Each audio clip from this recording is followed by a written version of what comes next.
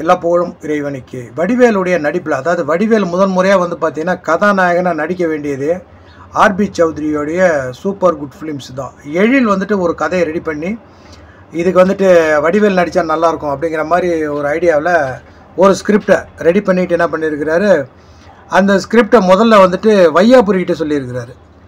அந்த ஸ்கிரிப்டை அதை கேட்ட வையாபுரி என்ன பண்ணியிருக்கிறாரு, வாங்க எனக்கு சூப்பர் குட் ஃபிலிம்ஸில் கொஞ்சம் பழக்கம் இருக்குது, போய் பேசி பார்க்கலாம் அப்படின்னு சொல்லி அவர் கூப்பிட்டு போனார். யார்? டைரக்டர் எழில.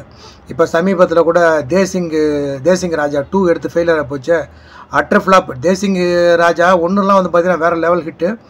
அந்தளவுக்கு அந்த படத்தில் அந்த காமெடி பேசிக்காக வந்து பார்த்தீங்கன்னா எழிலுக்கு காமெடி சென்ஸ் சூப்பராக இருக்கும். இப்போ நான் சொல்ல வர படமும் கூட வந்து பார்த்தீங்கன்னா காமெடியில் பெரிய அளவில் பட்டை கலப்பின படம் அப்படின்னு சொல்லலாம்.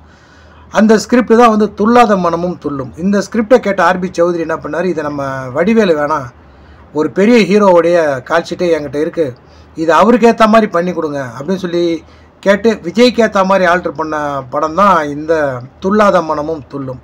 ஸோ அந்த மாதிரி ஏற்கனவே வந்து பார்த்திங்கன்னா வடிவேலு கதாநாயகனாக ஒரு படம் நடிக்கிறது, அந்த படம் நழுவி போச்சு அப்படின்னு சொல்லலாம். அதனால் என்னமோ தெரியல, வடிவேலு வந்துட்டு சூப்பர் குட் ஃபிலிம்ஸுக்கு ஒரு படம், அதாவது கதாநாயகனாக ஒரு படம் நடித்து கொடுக்கணுங்கிறது விதியில் இருந்துச்சு போல். இந்த மாரிசன் வந்துட்டு சூப்பர் குட் ஃபிலிம்ஸோட பார்ட்னர்ஷிப்பில் இந்த படம் வந்திருக்குது. அவங்க தான் இந்த படத்தோடைய ப்ரொடியூசர். இந்த படத்தில் வந்து வடிவேல் கதாநாயகனாக நடிச்சிருக்கார். முதன்மை கதாநாயகன் அவர் தான். ஃபகத் ஃபாசில் 2ஆம் தரம் தான். பட் இதுக்கே வந்து பார்த்திங்கன்னா ஃபகத் ஃபாசிலை வந்து பாராட்டணும். உண்மையிலே வடிவேலுடைய கதாபாத்திரம் வந்து பார்த்திங்கன்னா எக்ஸ்ட்ரானரியான ஒரு கதாபாத்திரம். அவ்வளோ ஒரு அழகாக வந்து பார்த்திங்கன்னா பண்ணி கொடுத்துருப்பார். இந்த படத்தோட கதை என்ன அப்படின்னு சொல்லி ஒரு லைன் முன்னாலே பார்க்கலாம். இந்த படம் தொடங்கின உடனே வந்து பார்த்திங்கன்னா நம்ம ஃபகத் ஃபாசிலை பற்றின காட்சிகள் படம் போயிட்டுருக்கு. அடுத்தது வந்து பார்த்திங்கன்னா ஒரு திருடன் அப்படிங்கிறது நமக்கு தெரிஞ்சிடும். முதல் திருடுறதுக்கு ஒரு போகிறார். அதாவது நம்ம பார்க்கும்போது முதலாக வந்து திருடுறதுக்கு ஒரு வீட்டுக்குள்ளே நுழைகிறாரு. அந்த வீட்டுக்குள்ளே வடிவேலு மனநலம் தவறின மாதிரி அவர் பேசுகிறாரு.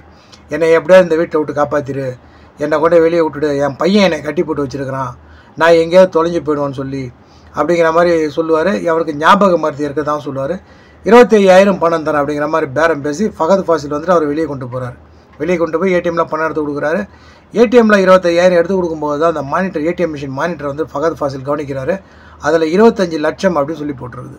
ஸோ இந்த பணத்தை எப்படியாவது ஆட்டையை போடணும் அப்படின்னு சொல்லிட்டு வடிவேலை ஃபாலோ பண்ணிட்டு போகிறாரு. First half. செகண்ட் ஹாஃப் வந்து பார்த்திங்கன்னா பெரிய சம்பவம் பண்ணியிருப்பாங்க. அப்படியே டோட்டலாகவே வந்து பார்த்திங்கன்னா வேறு மாதிரியான ஒரு ஸ்க்ரீன் பிளேயில் இன்னும் காட்சிகள்லாம் உள்ளே சேர்த்து பண்ணியிருப்பாங்க. பட் பழைய கண்டென்ட் தான். பெரிய பெரிய ஹீரோவெல்லாம் இந்த கதையை வந்து பண்ணிட்டாங்க. சைல்டு அப்யூஸ் அதுதான் இந்த படத்துடைய கண்டென்ட். இந்த படத்தில் வடிவேல் வந்து பார்த்திங்கன்னா எல்லாரையும் பழி வாங்கக்கூடிய, கொலை பண்ணக்கூடிய ஒரு கதாபாத்திரமாக வராரு. அவர் தான் ஒரு படத்தில் சொல்லுவார், எவ்வளோ சைலண்ட்டாக உள்ளே உட்காந்துருக்குறாங்க அப்படின்ட்டு ஓடுவார் ஒரு அர்ஜுன் படத்தில். அந்த மாதிரி ரொம்பவே சைலண்ட்டாக வடிவேல் அதை கொண்டுட்டு போயிருப்பாங்க. முதல் கொலை விழும்போது தான் நமக்கு ஒரு டவுட் வரும், இது ஃபகத் ஃபாசில் பண்ணாரா வடிவேல் பண்ணாரா. பட் பாசிபிள் என்ன, வடிவேல் தான் பண்ணிடணும். ஸோ இதில் ஃபகத் ஃபாசில் வந்து பார்த்திங்கன்னா ஒரு திருடன் தான் பண்ணியிருப்பார். அவரை பொறுத்த வரைக்கும் எக்ஸ்ட்ரானரியான ஒரு நடிப்பு. அவரை பொறுத்த வரைக்கும் எந்த கதாபாத்திரம் கொடுத்தாலும் வேட்டையானில் வந்து பார்த்திங்கன்னா ரஜினிகாந்தே தூக்கி சாப்பிட்ருப்பார். அந்த மாதிரி ஃபகத் ஃபாசிலோட நடிப்பு, அவர் முகத்துக்கு, அவரோட ரியாக்ஷன், அவருடைய கண், அவருடைய பார்வை எல்லாமே வந்து பார்த்திங்கன்னா வேறு லெவலில் அந்த கதாபாத்திரத்தை தூக்கி சாப்பிட்டு போயிடுவார். இந்த படத்துலேயும் வந்து பார்த்திங்கன்னா 2 பேரும் போட்டி போட்டு நடிக்கக்கூடிய அளவுக்கு நல்ல பர்ஃபார்மன்ஸ் பண்ணியிருப்பார். வடிவேலும் சரி, நம்ம ஃபகத் ஃபாசிலும் சரி. இந்த படத்தில் வந்து பார்த்திங்கன்னா லிவிங்ஸ்டன், அவர் பிரசன்னா அவர் இருக்கிறாரு. பிரசன்னானா ஸ்னேகா புருஷன் கிடையாது, இன்னொரு பிரசன்னா, அவர் பேர் எனக்கு அது மட்டும் தான் ஞாபகம் இருக்கார். லிவிங்ஸ்டன் ஒரு சீன் வராரு. நம்ம பிஎல் தேனப்பன் எல்லாம் இருக்கிறாங்க. எல்லாருக்குமே ஒரு கொஞ்சம் வந்தாலுமே ஒரு நல்ல காட்சி. லிவிங்ஸ்டனுக்குமே கூட.